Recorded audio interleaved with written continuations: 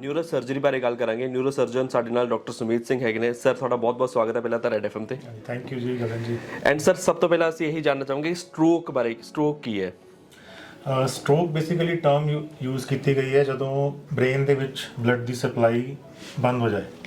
ਠੀਕ ਹੈ, ਜਿਸ ਤਰ੍ਹਾਂ ਆਪਾਂ ਹਾਰਟ ਅਟੈਕ ਬੋਲਦੇ ਜਦੋਂ ਹਾਰਟ ਦੇ ਵਿੱਚ ਬਲੱਡ ਸਪਲਾਈ ਬੰਦ ਹੋ ਜਾਏ, ਉਸੇ ਤਰ੍ਹਾਂ ਜੋ ਬ੍ਰੇਨ ਦੇ ਵਿੱਚ ਸਪਲਾਈ ਬੰਦ ਹੋ ਜਾਂਦੀ ਉਹਨੂੰ ਸਟ੍ਰੋਕ ਵਰਡ ਯੂਜ਼ ਕੀਤਾ ਜਾਂਦਾ ਹੈ। ਇਹ ਹੁੰਦਾ ਹੈ ਦੋ ਤਰ੍ਹਾਂ ਦਾ ਮੋਸਟਲੀ ਜੋ ਆਪਾਂ ਦੇਖਿਆ ਗਿਆ। ਇੱਕ ਹੁੰਦਾ ਹੈ ਇਸਕੀਮਿਕ ਸਟ੍ਰੋਕ, ਇੱਕ ਹੁੰਦਾ ਹੈ ਹੈਮਰੇਜਿਕ ਸਟ੍ਰੋਕ। ਇਸਕੀਮਿਕ ਸਟ੍ਰੋਕ ਦਾ ਮਤਲਬ ਇਹ ਹੈ ਕਿ ਕੋਈ ਕਲੌਟ ਹਾਰਟ ਤੋਂ ਜਾਂ ਕਿਤੋਂ ਵੀ ਬਲੱਡ ਤੋਂ ਆ ਕੇ ਤੁਹਾਡੇ ਬ੍ਰੇਨ ਦੀ ਜੋ ਮੇਜਰ ਵੈਸਲ ਹੈ ਉਹਨੂੰ ਬਲੌਕ ਕਰਤਾ। ਠੀਕ ਹੈ, ਔਰ ਸਪਲਾਈ ਖਤਮ ਹੋ ਗਈ। ਔਰ ਹੈਮਰੇਜਿਕ ਸਟ੍ਰੋਕ ਇਹ ਹੈ ਕਿ ਜਦੋਂ ਬ੍ਰੇਨ ਦੀ ਮੇਜਰ ਵੈਸਲ ਫਟ ਜਾਵੇ, ਹਾਂਜੀ, then that is a haemorrhagic stroke. ਦੋਨਾਂ ਦਾ ਜੋ ਮੈਨੇਜਮੈਂਟ ਹੈ ਕੰਪਲੀਟਲੀ ਡਿਫਰੈਂਟ ਹੈ। ਯੂਜੂਅਲੀ ਜੋ ਇਸਕੀਮਿਕ ਸਟ੍ਰੋਕ ਹੈ ਉਹ ਸਾਡੇ ਨਿਊਰੋਲੋਜਿਸਟ ਇੱਥੇ ਹੈ ਉਹ ਡੀਲ ਕਰਦੇ ਹੈ, ਜਿਹਦੇ ਨਾਲ ਉਹ ਬੈਟਰ ਤੁਹਾਨੂੰ ਐਕਸਪਲੇਨ ਕਰਨਗੇ। ਜੋ ਹੈਮਰੇਜਿਕ ਸਟ੍ਰੋਕ ਹੈ ਉਹ ਨਿਊਰੋ ਸਰਜਰੀ ਦੇ ਡੋਮੇਨ ਦੇ ਵਿੱਚ ਆਉਂਦਾ। ਸੋ ਡਾਕਟਰ, ਜਿੱਦਾਂ ਬ੍ਰੇਨ ਇੱਕ ਕਾਫੀ ਜ਼ਿਆਦਾ ਸੈਂਸਿਟਿਵ ਆਰਗਨ ਹੈ, ਚੈਲੰਜਿੰਗ ਕੇਸਿਸ ਜਿਹੜੇ ਆ ਉਹਨਾਂ ਨੂੰ ਕਿੱਦਾਂ ਮੈਨੇਜ ਕੀਤਾ ਜਾਂਦਾ ਹੈ? ਜਿੱਦਾਂ ਤੁਹਾਨੂੰ ਮੈਂ ਦੱਸਿਆ ਕਿ ਇਹ ਜੋ ਸਾਡਾ ਨਿਊਰੋ ਸਰਜਰੀ ਡੋਮੇਨ ਹੈ ਉਹਦੇ ਅੰਦਰ ਅਸੀਂ ਹੈਮਰੇਜਿਕ ਸਟ੍ਰੋਕ ਨੂੰ ਡੀਲ ਕਰਦੇ ਹਾਂ। ਸਭ ਤੋਂ ਪਹਿਲਾਂ ਤਾਂ ਸਾਨੂੰ ਇਹ ਦੇਖਣਾ ਪੈਂਦਾ ਹੈ ਕਿ ਪੇਸ਼ੈਂਟ ਦੀ ਕਲੀਨਿਕਲ ਕੰਡੀਸ਼ਨ ਕੀ ਹੈ। ਕਲੀਨਿਕਲ ਕੰਡੀਸ਼ਨਸ ਮੀਨਸ ਕਿਆ ਪੇਸ਼ੈਂਟ ਅਨਕੌਂਸ਼ੀਅਸ ਹੈ ਜਾਂ ਪੇਸ਼ੈਂਟ ਦਾ ਬੀਪੀ ਫਾਲ ਕਰ ਰਿਹਾ ਹੈ ਜਾਂ ਉਹਦੇ ਅੰਦਰ ਹੋਰ ਵੀ ਕੋਈ ਇੰਟਰਾਕ੍ਰੀਨਲ ਪ੍ਰੈਸ਼ਰ ਜੋ ਬ੍ਰੇਨ 'ਚ ਪ੍ਰੈਸ਼ਰ ਵਧਿਆ ਇਸ ਕਲੌਟ ਕਰਕੇ, ਉਹਦੇ ਕਿਸ ਤਰ੍ਹਾਂ ਦੇ ਫੀਚਰਸ ਹੈ, ਉਹਦੇ ਅਕੋਰਡਿੰਗਲੀ ਸਾਨੂੰ ਡਿਸੀਜਨ ਲੈਣਾ ਪੈਂਦਾ ਸਰਜਰੀ ਦਾ। ਅਗਰ ਪੇਸ਼ੈਂਟ ਕੌਂਸ਼ੀਅਸ ਹੈ, ਗੱਲ ਕਰ ਰਿਹਾ ਹੈ, ਮਾਈਲਡ ਉਹਦਾ ਬੋਲਣ ਚੱਲਣ ਦਾ ਤਰੀਕਾ ਜਾਂ ਉਹਦੀ ਵਿਜ਼ਨ ਦੇ ਵਿੱਚ ਪ੍ਰੋਬਲਮ ਆਈ ਹੈ, ਤਾਂ ਅਸੀਂ ਕੰਜ਼ਰਵੇਟਿਵਲੀ ਡੀਲ ਕਰ ਲੈਂਦੇ ਹਾਂ, ਵਰਨਾ ਸਰਜਰੀ ਲਈ ਪਲਾਨ ਕੀਤਾ ਜਾਂਦਾ ਹੈ। ਠੀਕ ਹੈ, ਤੇ ਹੈਮਰੇਜ ਸਟ੍ਰੋਕ ਲਈ ਸਰਜਰੀਜ਼ ਦੀਆਂ ਟੈਕਨੀਕਸ ਕਿਹੜੀਆਂ-ਕਿਹੜੀਆਂ ਨੇ? ਇਹ ਵੀ ਡਿਪੈਂਡ ਕਰਦਾ ਹੈ ਕਿ ਲੋਕੇਸ਼ਨ ਕੀ ਹੈ, ਕਲੌਟ ਦਾ ਸਾਈਜ਼ ਕੀ ਹੈ।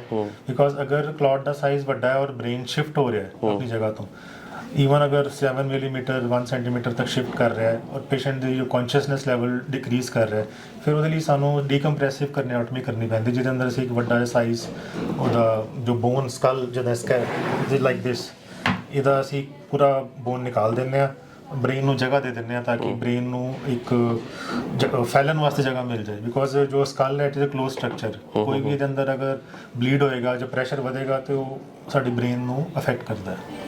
ਐਂਡ ਸੋਹਾਣਾ ਹਸਪੀਟਲ ਦੇ ਵਿੱਚ, ਹਾਂਜੀ ਤੁਸੀਂ ਪਲੀਜ਼ ਕੰਟੀਨਿਊ ਕਰ ਰਹੇ ਹੋ। ਇਹਦੇ ਵਿੱਚ ਇੱਕ ਇਹ ਤਰੀਕਾ ਹੋ ਗਿਆ। ਬਾਕੀ ਅਗਰ ਤੇ ਹੋਰ ਤਰ੍ਹਾਂ ਦਾ ਵੀ ਸਟ੍ਰੋਕ ਜਿੱਦਾਂ ਹੈਮਰੇਜਿਕ ਮੈਂ ਦੱਸਿਆ ਤੁਹਾਨੂੰ, ਇੱਕ ਹੁੰਦਾ ਐਨੂਰਿਜ਼ਮ, ਉਹ ਵੀ ਇੱਕ ਸਟ੍ਰੋਕ ਟਾਈਪ ਆਫ ਸਟ੍ਰੋਕ ਹੈ ਹੈਮਰੇਜਿਕ, ਜਿਹਦੇ ਅੰਦਰ ਜੋ ਮੇਜਰ ਵੈਸਲ ਹੈ ਉਹਦੀ ਇੱਕ ਬੈਲੂਨਿੰਗ ਹੋ ਜਾਂਦੀ ਹੈ। ਅੱਛਾ ਜੀ। ਤੇ ਉਹਨੂੰ ਟ੍ਰੀਟ ਕਰਨ ਵਾਸਤੇ ਸਾਡੇ ਕੋਲ ਇੱਥੇ ਕੋਇਲਿੰਗ ਦੀ ਟੈਕਨੀਕ ਆ ਗਈ ਹੈ, ਸਾਡੇ ਨਿਊਰੋ ਇੰਟਰਵੈਂਸ਼ਨਿਸਟ ਹੈ ਇੱਥੇ, ਔਰ ਇੱਕ ਜਾਂ ਫਿਰ ਆਪਾਂ ਸਰਜਰੀ ਕਰਕੇ ਕਲਿੱਪਿੰਗ ਕਰ ਦਿੰਦੇ ਹਾਂ ਇਹਦੇ ਅੰਦਰ। ਤੇ ਸੋਹਾਣਾ ਹਸਪੀਟਲ ਦੇ ਵਿੱਚ ਫੈਸਿਲਿਟੀਜ਼ ਦੀ ਗੱਲ ਕੀਤੀ ਜਾਵੇ, ਕਿਹੜੀਆਂ-ਕਿਹੜੀਆਂ ਫੈਸਿਲਿਟੀਜ਼ ਇੱਥੇ ਅਵੇਲੇਬਲ ਨੇ? ਹੈਮਰੇਜਿਕ ਸਟ੍ਰੋਕ ਵਾਸਤੇ ਜਿਸ ਤਰ੍ਹਾਂ ਤੁਹਾਨੂੰ ਮੈਂ ਦੱਸਿਆ ਸਰਜੀਕਲ ਕਰਨੀਓਟਮੀ ਕਰ ਲੈਂਦੇ ਹਾਂ ਅਸੀਂ।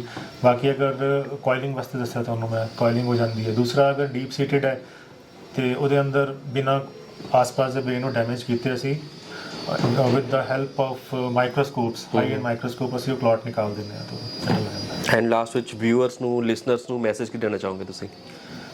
ਇਹਦੇ ਵਿੱਚ ਦੇਖੋ, ਸਭ ਤੋਂ ਪਹਿਲਾਂ ਜਦੋਂ ਵੀ ਕੋਈ ਐਸਾ ਸਿੰਪਟਮ ਸਟ੍ਰੋਕ, ਸਭ ਤੋਂ ਪਹਿਲਾਂ ਆਪਣਾ ਬੀਪੀ ਬਲੱਡ ਪ੍ਰੈਸ਼ਰ ਨੂੰ ਹਮੇਸ਼ਾ ਮੇਨਟੇਨ ਰੱਖੋ। ਆਪਣੇ ਈਅਰਲੀ ਜੋ ਆਪਣੇ ਟੈਸਟ ਕਰਾਓ ਸਾਰੇ ਆਪਣੇ, ਹਮੇਸ਼ਾ ਰੈਗੂਲਰ ਚੈੱਕਅਪ ਕਰਾਓ।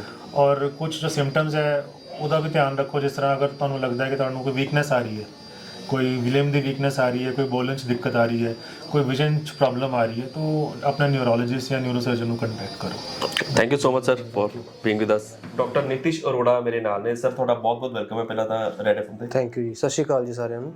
ਸਰ ਸਭ ਤੋਂ ਪਹਿਲਾਂ ਅਸੀਂ ਇਹ ਜਾਣਨਾ ਚਾਹਾਂਗੇ ਸਟ੍ਰੋਕ ਕੀ ਹੈ? ਬੇਸਿਕਲੀ ਸਟ੍ਰੋਕ ਐਂਡ ਸੀਵੀਏ, ਇਹਨਾਂ ਦਾ ਮਤਲਬ ਹੁੰਦਾ ਹੈਗਾ ਸੈਰੀਬਰੋ ਵਾਸਕੂਲਰ ਐਕਸੀਡੈਂਟ। ਇਹਦੇ ਵਿੱਚ ਦੋ ਤਰ੍ਹਾਂ ਦੀ ਪ੍ਰੋਬਲਮ ਆ ਸਕਦੀ ਹੈ।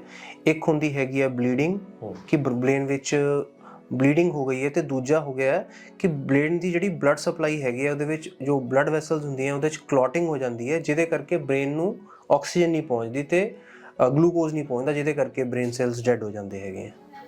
ਐਂਡ ਸਰ ਉਹ ਕਿਹੜੇ ਫੈਕਟਰਸ ਨੇ ਜਿਹਦੇ ਨਾਲ ਪਤਾ ਲੱਗਦਾ ਕਿ ਪੇਸ਼ੈਂਟ ਗੁੱਡ ਕੈਂਡੀਡੇਟ ਹੈ ਸਟ੍ਰੋਕ ਸਰਜਰੀ ਲਈ?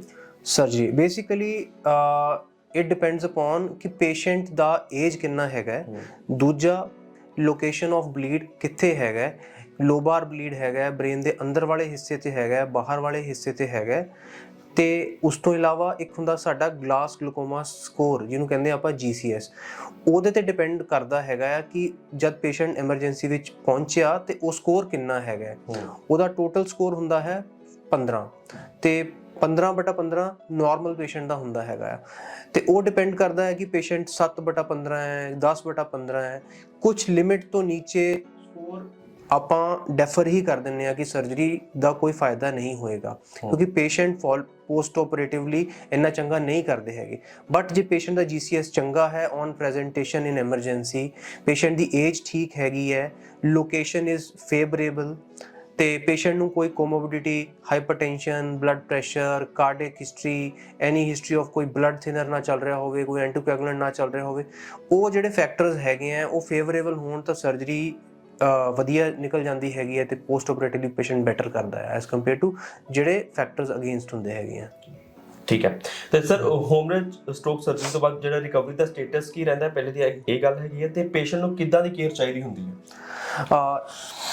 ਫॉर ਇਨੀਸ਼ੀਅਲ 1 ਵੀਕ ਪੇਸ਼ੈਂਟ ਨੂੰ ਇੰਟੈਂਸਿਵ ਕੇਅਰ ਦੀ ਲੋੜ ਹੁੰਦੀ ਹੈਗੀ ਹੈ, ਜਿਹਦੇ ਵਿੱਚ ਵੈਂਟੀਲੇਟਰੀ ਸਪੋਰਟ ਦੀ ਵੀ ਲੋੜ ਪੈਂਦੀ ਹੈਗੀ ਹੈ for 1 or 2 days, depending upon ਕਿ ਪੇਸ਼ੈਂਟ ਦਾ GCS ਕਿੰਨਾ ਸੀਗਾ, ਕਿਹੜੀ ਲੋਕੇਸ਼ਨ ਤੇ ਸੀਗਾ ਜੀ, ਤੇ ਪੇਸ਼ੈਂਟ ਦੇ ਕੋਈ ਪੁਰਾਣੇ ਕੋਮੋਰਬਿਡਿਟੀ, ਕੋਈ ਪੁਰਾਣੀ ਦਵਾਈ ਚੱਲ ਰਹੀ ਹੈ ਕਿ ਨਹੀਂ ਚੱਲ ਰਹੀ ਹੈ।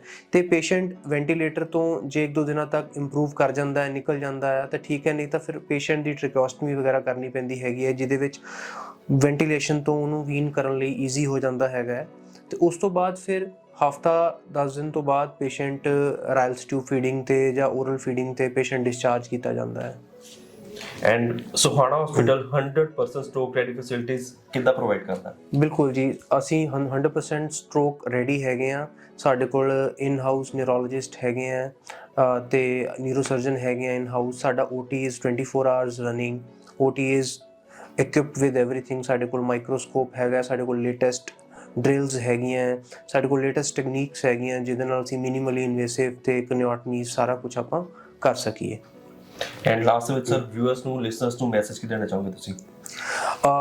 ਮੈਸੇਜ ਇਹੀ ਹੈਗਾ ਕਿ ਜੋ ਸਟ੍ਰੋਕ ਹੈਗਾ ਇਹਦੇ ਵਿੱਚ ਟਾਈਮ ਬਹੁਤ ਜ਼ਿਆਦਾ ਮੈਟਰ ਕਰਦਾ ਹੈ। ਤੁਹਾਡੀ ਫੇਸ਼ੀਅਲ ਡੇਵੀਏਸ਼ਨ, ਤੁਹਾਨੂੰ ਹਲਕਾ ਜਿਹਾ ਵੀ ਲੱਗੇ ਕਿ ਫੇਸ ਤੇ ਡੇਵੀਏਸ਼ਨ ਆ ਰਹੀ ਹੈਗੀ ਹੈ, ਇੰਬੈਲੈਂਸ ਹੋ ਰਿਹਾ ਹੈਗਾ, ਹੱਥਾਂ ਪੈਰਾਂ 'ਚ ਹਲਕੀ ਜੀ ਭਾਰੀਪਣ ਜਾਂ ਕਮਜ਼ੋਰੀ ਆ ਰਹੀ ਹੈਗੀ ਹੈ, ਤੁਸੀਂ ਤੁਰੰਤ ਆਪਣੇ ਨਜ਼ਦੀਕੀ ਐਮਰਜੈਂਸੀ ਵਿੱਚ ਆਉਣਾ ਹੈਗਾ ਆ। ਤੇ ਜੇ ਤੁਸੀਂ ਨਜ਼ਦੀਕ ਹੈਗੇ ਹੋ ਤਾਂ ਸੋਹਾਣਾ ਹਸਪੀਟਲ ਦੀ ਐਮਰਜੈਂਸੀ 24/7 ਪਹੁੰਚੋ, ਤੁਹਾਨੂੰ 100% ਸਟ੍ਰੋਕ ਰੈਡੀ ਫੈਸਿਲਿਟੀ ਮਿਲੇਗੀ ਐਮਰਜੈਂਸੀ ਵਿੱਚ।